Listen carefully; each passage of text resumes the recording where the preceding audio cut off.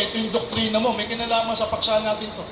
Nung ang Diyos po ay naging tao, inalis niya ang kanyang pagka-Diyos. Tama? Tama. Ba? At wala ng Diyos for 34 years. Tama? Wala ba? na, sapagkat siya naging tao na. Nung po siyang bumalik sa langit, sinuot niya po ba ang kanyang pagka-Diyos? Binasa ko kanina sa iyo, pinatunayan ko na panukala ng Diyos. Sa pasimula pa siya na ay may Hindi, panukala. ito po. Meron ba kayong mababasang talata sa Biblia na nung si Kristo ay nasa langit na, ay naging Diyos po siya? Babasahin ko. Humalik sa pagka-Diyos. Okay, ito po ang nakatulat sa Book of Revelation.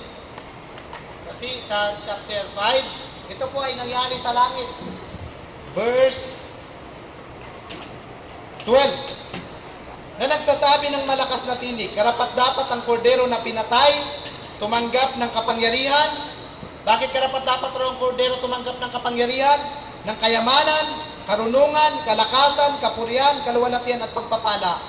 Yung kordero pagbalik sa langit, yung kanyang kapangyarihan, kaluwalhatian, karangalan, yun yung pagiging Diyos niya, siya ay bumalik sa kanya. May nakalagay pong pagiging Diyos niya. Kapatid, yung... Sige, salamat po. Yun ang hinahanap ko sa iyo, Pastor eh. Huwag mo paliwanag sa akin yung talata. Kasi kami mga Muslim, gusto namin word by word. Di ba? Okay. Ngayon, binasa mo kanina, Gawa, chapter 3, verse 16. Ano? O 15. O 6:15. O. Sabi mo, at inyong pinatay ang may akda ng buhay na muling binuhay ng Diyos. Pastor, binasa mo to, dapat sagutin mo. Sabi mo si Kristo manlalala. Binasa mo Gawa 3:15. Ang sabi doon, at inyong pinatay ang may akda ng buhay na binuhay ng Diyos. Sino po ang bumuhay kay Jesus kung hindi sa Diyos? Ganito yun, kapatid. Actually, sabi mo nga, labas ka sa paksa, pero sasagot... Ano na ba sa paksa? Binasa mo eh. Kaya, Ang cross-examination, Pastor, kasi base sa binasa mo. okay, ganito po yun. Nung sinabi po ng Biblia, siya ay pinatay, siya ay lumika ng buhay. Binasa ko kanina, lumika siya ng buhay nung siya ay Diyos. Pinatay siya nung siya ay tao. Binuhay na maguli ng Diyos. Anong ibig sabihin na siya binuhay na maguli ng Diyos? Sa realidad, o sa pangyayari, hindi ang Diyos mismo na ang bumuhay sa Kanya. O hindi ay panukala ng Diyos. Hindi po Diyos ang bumuhay. Kaya po namin patunayan sa Biblia na hindi Diyos sa realidad. Kung hindi po Diyos ang bumuhay sa Kanya, bakit po nakasulat? At siya'y binuhay ng Diyos. Una-una, panukala po ng Diyos yun. Ang ibig sabihin po ng kapatid, ganito yun. Sandali lang po. Para makita niyo po yung konteksto, ano? Sinabi ko na kanina, naniniwala kami, iisa lang ang Diyos. Ang Diyos naging tao. Ito, tanong ko, sino po ang bumuhay kay Kristo? Ang bumuhay po ay Ang Diyos. anghel ng Diyos. Anghel ng Diyos?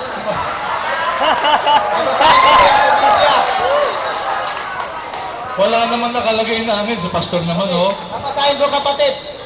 Gusto ko, ilalatag ko sa iyo mamaya para makita mo na yung anghel sa realidad, sa katunayan, yun ang bumuhay sa kanya sapagkat siya naging tao na. Pastor, sa 12 alagad ni Jesus, nagsugo siya ng 12, di ba? Meron po bang nagturo sa 12? Huwag mo muna sa hindi kasama. Meron po bang nagturo sa 12 alagad ni Jesus na si Jesus ang tunay na Diyos sa kasalukuyan? Ito pang sabi ng kasulatan sa Juan 5:20. Basahin ko. Dali po, sandali po. Alam ko yung nasa Juan 5:20. Ayun na, nakita. Alam mo naman pala eh, bakit mo itatanong sa akin? Alam mo naman pala eh, bakit mo pa itatanong sa akin? Di sumasangayon ka, na-misread. Hindi naman dapat yung isagot mo eh. Kapatid, Ang inaangat ko sa'yo, mga 12 apostol ni Kristo. Eh si Juan, sino ba siya? Hindi ba siya kabilang sa Hindi. 12? Hindi. Ang sumulat ng Juan, hindi naman ang alagad ni Kristo. Ay, hindi, Huwag kapatid. natin pag-usapan yan. Nagkakamali po Huwag kayo. natin pag-usapan yan. Kaya nga, tinanong niyo sa Yan akin. ay patungkol sa Biblia nyo. Problema ng Biblia nyo yan. The siguro, writers of sa God atin sa ay hindi po si Jan ang sumulat. Pero hindi Okay. mo kayang tutulan yun na si Juan ay alagad siya ng Panginoong Yesus. 5 seconds. O sige, 5 seconds. Tapos ko. 5 seconds. Pastor. Isang takbir. At palakpakan. Okay, medyo alam ko na very exciting to yung ating debate ngayon. Itong pakiusap, dito po kayo pinatagalitan ha. Okay, sususi ha. Iwasan lang po natin yung, ano nga, yung chair ha. Medyo mainit na rin yung dalawa. Huwag natin gatungan. Ganito yung ayaw ba kaya tayo sa mga ito permission of Brother Rashid, Brother Bernay. A few second break, magkakaroon tayong transition, mag-upgrade tayo ng sound system. Okay, Pastor, okay lang ba? Mag-upgrade tayo ng sound system, mas magagandahin. Okay lang ba ng ilang segundong break? Bago yung... Okay na po, para mas marinig kayo ng lahat. Okay na po. Siya, tama po ba? Tama po yun. Sus, kung siya po'y naging tao, siya po yung naging Jesus, wala na pong Diyos. Magandang tanong, tama po yun. So, ganun po yung doktrina, para maintindihan po nila. Wala na pong Diyos, at pagkat ang Diyos naging tao. So, nung yung Diyos po, nagdesisyong maging tao, naging Jesus nga, at bumaba sa lupa, linawin ko ulit, wala ng Diyos. Wala ng Diyos, 34 years. Na naging tao. Ilang taon po yun, Pastor, na walang Diyos? 34 years. 34 years ako. Ngayon po, iisa-isahin ko po para maging malinaw. Pastor, kanina binasa mo yung Quran namin. Binasa mo, chapter 19, Surah Maryam, 19 verse 30. Ang sabi ni Jesus dun sa Quran, Inni Abdullah. Tunay na ako ay alipin ni Allah. Doon po ba sa labasan nyo? Si Kristo ba alipin o siya si Allah? O siya po ang Diyos? Siya po ay alipin. O alipin. Tama po. Sabi ko, sandali lang, sabi ko po, siya ay naging tao na kaya alipin na siya. Binasa ko rin sa Biblia, siya ay naging alipin. Ano ba niya ng O sige po, sige po. Tama po. Tanong lang naman to eh. Okay. Ito po. Sabi ho ni Jesus, tataka lang po ako eh. Sabi po ni Jesus, sinagot sa Juan 7:16, sinagot sila ni Jesus, ang turo ko ay hindi akin, kundi sa Kanya na nagsugo sa akin. Kung wala na pong Diyos, Pastor, sino po ang nagsugo kay Jesus? Actually, kapatid, hindi natin topic yan, pero sasagutin ko Opo, pero maging malinaw. Nalito po kasi kami, pasensya ka na. Wala na palang Diyos nung nandito Okay. sa lupa. Noong si Yeso Cristo ay nasa lupa bilang tao, tumatawag siya ng Ama, may kinikilala siyang Ama, sapagkat siya'y tao na. Sino po yung nagsugo sa Kanya? Yung kanyang dating pagiging Diyos. Sarap yun na. Dalawa. Kapatid, yung dating pagiging Diyos niya, siya po yung Diyos, sabi ko, na nagtatawang tao. Nung siya'y nasa lupa, may tinatawagan siyang Ama, may kinikilala siyang Ama, sapagkat siya'y naging tao na.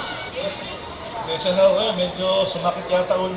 Anyway, sabi ni Kristo, linawin ko lang, Pastor, ito lang paglilinaw lang. Ah, Wala sige, namang sige. showdown dito.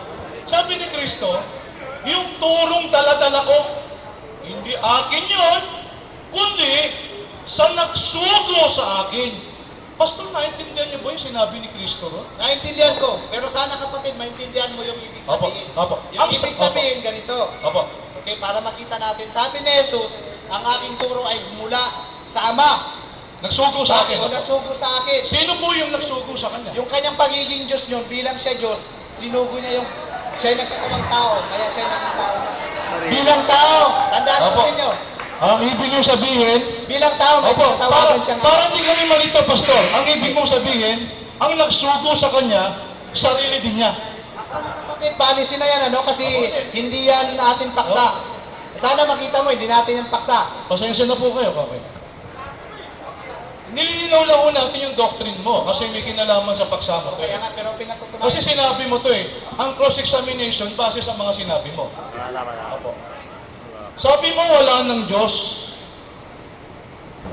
Pastor, kanino nagdasal si Kristo kung wala na? Kapatid, hindi yan paksa. Kung gusto mo yan ang paksa natin, patunayan kung 34 years walang Diyos. Ayaw niyo pong sagutin yun. Nililinaw ko lang po Tanungin mo ako kung si Yeso Cristo ba ito? Sabi niyo kasi kanina wala ng Diyos, di po ba? Sinabi ko. Apo. Para maging malinaw sa Muslim, medyo urig po yung ano niyo eh. O kaya nga sabi ko, kami po yung nagtuturo na extreme oneness. Walang Diyos. O, nung siya naging tao. Okay.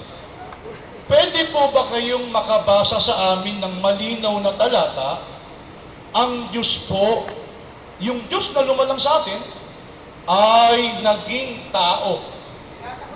Ano pong talata? Basahin natin. Opo. Ang Diyos, Pastor, ganito po. Familiar po ako sa talata ng bigla, okay